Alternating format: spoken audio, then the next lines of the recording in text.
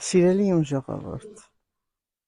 եթե դուք ունեք նպատակ ու դեռ մինչև հիմա չի իրականացվել, ապա կարող եք այցելել Սուրբ Վարվարա կամ, ինչպես ժողովուրդն է ասում, Ծաղկևանք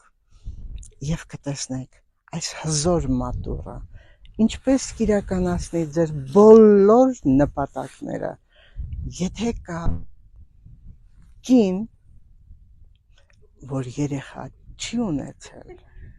եթե կա տեսողության խնդիր յուրաքանչյուրիդ մոտ, մանավանդ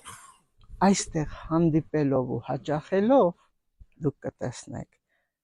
ձեր խնդիրները կվերանան միայն անպայման ջուրը, մատուռի մոտ, մատուռից դուրս եկող, մատուռում կաթացող ջրից անպայման վերցրեք